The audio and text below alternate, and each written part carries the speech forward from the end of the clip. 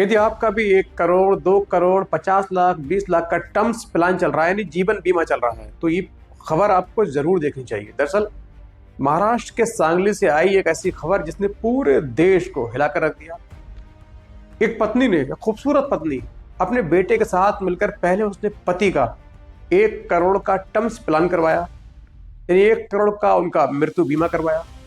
उसके बाद पति को मरने के लिए इतना फोर्स किया कि पति एक दिन रोजाना की जो टेंशन है, जो झाए झाए हाय हाय है, इससे अजीज आकर रोड पर एक हादसे में खुद को मारने के लिए पहुंचा।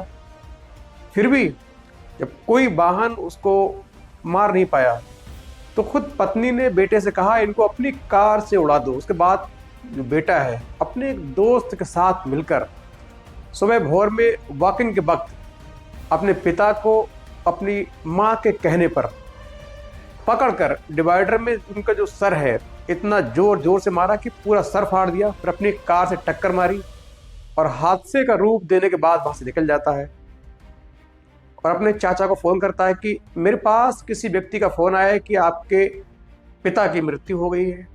फौरन उसके चाचा भागकर आते हैं, अस्पताल ले आते हैं, लेकिन तब तक इन व्यक्ति की मौत हो चुकी थी।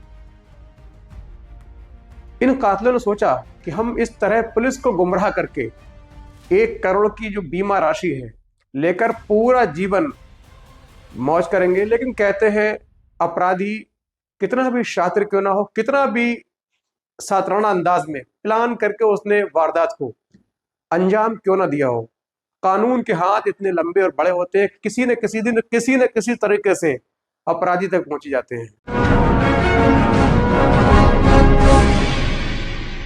दरअसल महाराष्ट्र के सांगली जिले में एक व्यक्ति जो किसान होता है, आराम से अपनी किसानी खेती करके अपने परिवार का जो बोझ है वो झेल रहा था। परिवार के गुजारे के लिए, उनको आगे बढ़ाने के लिए परिवार रूपी बैलगाड़ी में खुद को बैल की तरह मचाकर, इन उसमें खुद मचकर उस गाड़ी को आगे खींच रहा था। लेकिन आर्थिक स्थिति खराब हुई, धीरे धीरे उन पर मोटा कर्जा हुआ। जब कर्जा हुआ तो थोड़े डिप्रेशन में आए। कुछ लोगों का उनके घर आना जाना हुआ, उन्होंने कहा आप पे कर्जा है, यानी तकादे शुरू हुए। उनकी पत्नी बेहद खूबसूरत थी, नाम था बनीता बाबू राव। बनीता बाबू राव पति के जो तकादे हैं इनसे परेशान हुई। उन्होंने एक चाल चली, एक प्लान किया। उन्होंने सोचा क्यों ना पति का 1 करोड़ का टर्म्स प्लान करा दूं, यानी 1 करोड़ का जो मृत्यु बीमा है वो करा दूं। उसके बाद इनको बड़ी होशियारी से, चालाकी से हादसे में इनकी हत्या करवा के 1 करोड़ का बीमा ले लूं और आराम से अपने परिवार के साथ जीऊं। इसीलिए उसने पति से कहा, अब हमारे जो परिवार का आगे भविष्य है बहुत अच्छा नहीं लग रहा है, क्योंकि ऊपर से इतना कर्जा हो चुका है, खेती में भी बहुत ज्यादा आराम फायदा नहीं है, कमाई नहीं है। इसीलिए पति का उन्होंने 1 करोड़ का टर्म्स प्लान करवाया। उसके बाद कुछ दिन बीते, उस पत्नी ने अपने बेटे जिसका नाम तेजस, उससे कहा बेटा किसी तरह तुम्हारे जो पिता हैं अब किसी काम के नहीं है, मोटा कर्जा है, तकादे वाले घर आते हैं, इसीलिए इनका 1 करोड़ का बीमा भी है। हम तुम दोनों इनका जो कर्ज है उससे परेशान हैं। इन्होंने कर्ज लिया, हालांकि जो कर्ज लिया वो पूरे परिवार की आर्थिक जो स्थिति है सुधारने के लिए लिया, लेकिन पत्नी ने कहा कि कर्ज इनका है, जो इंसल्ट है समाज में हमारी हो रही है, इनका 1 करोड़ का बीमा है, लिहाजा किसी तरीके से यदि ये मर जाएं तो एक पत्नी जो 7 जन्मों के बंधन में बंधने की बात होती है, ये एक पत्नी कह रही है कि यदि तुम्हारे पिता मर जाए या इनको मार दो तो 1 करोड़ की जो राशि है हमें मिलेगी। उसके बाद हम तुम दोनों आराम से जीवन जिएंगे, तुम्हारी अच्छी शादी करेंगे, कोई हमारे घर तकादा लेकर नहीं आएगा। बेटा भी माँ की तरफ आकर पिता की कुर्बानी को ताक में रखकर ये कृत्य करने के लिए तैयार हो गया। और इतना अमानवीय कृत्य जिसकी जितनी बुराई की जाए उतनी कम। एक पिता जो पूरे परिवार की आमदनी के लिए, परिवार को अच्छा बनाने के लिए अपना जीवन कुर्बान कर देता है, अपनी खुशियों को कुर्बान कर देता है, पुराने कपड़े पहनकर परिवार के लिए नए कपड़े लेकर आता है, पुरानी चप्पल पहनकर अपनी फैमिली के लिए नई चप्पल लेकर आता है, खुद बाहर से अच्छे फ्रूट फल बाकी दूसरी चीजें जो खाने की होती है खुद ना खाकर उन पैसों से अपने परिवार के लिए लेकर आता है। उस पिता के लिए, उस पति के लिए एक बेटे ने, एक पत्नी ने कितनी अमानवीय घटना रूपरेखा को अंजाम दिया। फिर धीरे धीरे उन्होंने पति को टॉर्चर करना शुरू किया कि तुम परिवार में बोझ हो, तुम बहुत बेकार हो, निकम्मे हो, तुम कोई काम के नहीं हो, पूरा जो गांव है तुम्हारी खातिर हमें बुरी नजरों से देखता है, लिहाजा तुम्हारा मरना ही अच्छा। शुरू में तो पति इन बातों को सुनकर थोड़ा उसको बुरा लगा, लेकिन धीरे धीरे रोजाना इन्हीं बातों को सुनने के बाद उसको लगा कि शायद मैं इनके लिए बोझ हूं और मेरी मौत ही इनके लिए जो दर्द निवारक साबित होगी। पति रोजाना के तानों से, झगड़ों से, घर में कलेश से तंग आ गया। अब उसने सोचा क्यों ना मैं अपना जीवन खत्म कर दूं। इसीलिए ये जो कलेश है, क्योंकि घर का जो कलेश है वो दुनिया का सबसे बुरा कलेश होता है, इस कलेश से तंग आकर पति ने खुद को मारने का प्लान किया।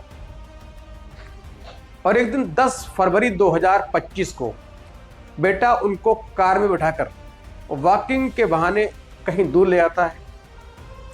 एक हाईवे है, मिरज पंढरपुर हाईवे, ये सांगली में है। पंढरपुर हाईवे पर बेटा पिता को ले गया, उनसे कहा तुम 20 सड़क पर जाकर खड़े हो जाओ, फिर कोई वाहन आएगा आपको टक्कर मार देगा और आपका खेल जो है खत्म हो जाएगा। सोचिए, एक पति, एक पिता जो पूरे परिवार के लिए अपना जीवन कुर्बान किए हुआ था, उसके लिए एक बेटे ने क्या प्लान किया। ये कौन सा खेल चल रहा है। पति मौत के मुंह में बैठा हुआ है, लेकिन इत्तेफाक से कोई वाहन ना आया। उसके बाद जो बेटा तेजस है, इस कलयुगी ने अपनी कलयुगी जो माँ है उसको फोन किया कि माँ अभी तक कोई गाड़ी है, इनको टक्कर नहीं मार रही है, अभी जिंदा है। तो पत्नी ने फिर हुक्म दिया, माँ ने कहा तुम एक काम करो, अपने दोस्त जो इस वक्त तुम्हारी गाड़ी में है, उसका नाम था भीमराव तेजस, अपने दोस्त को अपने साथ लेकर गया। उसको कुछ पैसों को लालच दिया, उससे कहा कि 1 करोड़ जो मिलेंगे उसमें से 10 लाख रुपए तुमको देंगे। इसीलिए अच्छे से वो राजी तैयार हो गया। माँ ने कहा तुम फौरन जाओ, अपने बाप को पकड़ो और या तो अपनी गाड़ी से उड़ाओ या इनको पत्थर मार के इनकी हत्या कर दो। बेटे ने फौरन माँ के आदेश का पालन किया, अपने दोस्त भीमराव को साथ लेकर बाहर निकला, चूंकि कार पास में थी।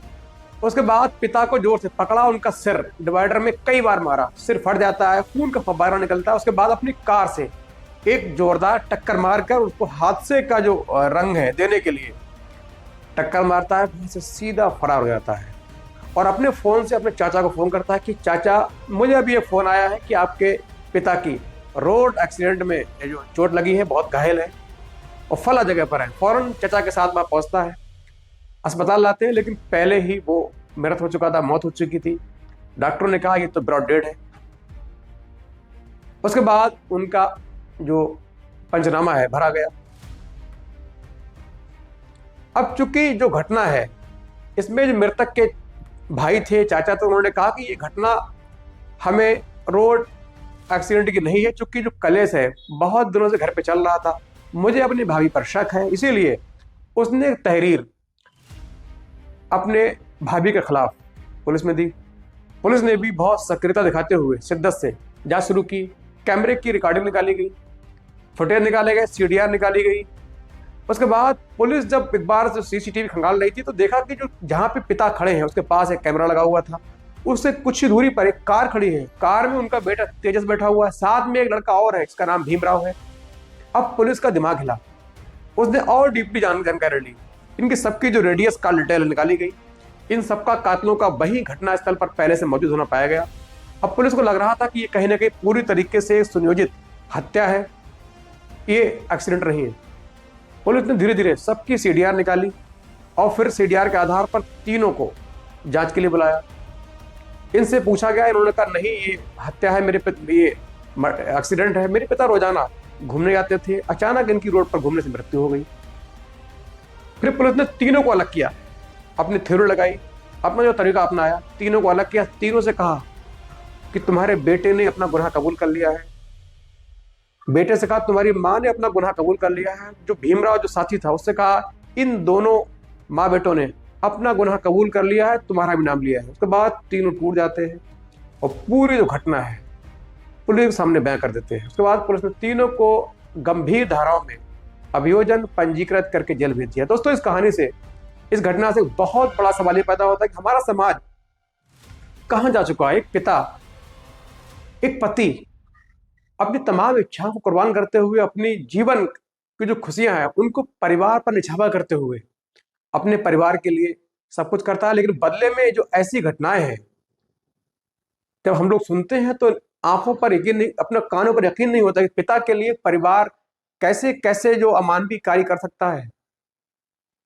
हालांकि उनकी चाल साजिश कामयाब नहीं हुई, सलाखों के पीछे पहुंचे। अब सारी उम्र उनकी सलाखों के पीछे कटेगी। दोस्तों, ऐसी कहानी सुनाने का मतलब आपको हताश परेशान करना नहीं, बल्कि आपको आगाह करना है, आपको सचेत करना है कि आप भी ऐसी घटनाओं से संज्ञान लेकर सुरक्षित रहें, महफूज रहें, ऐसी हमारी कामना है।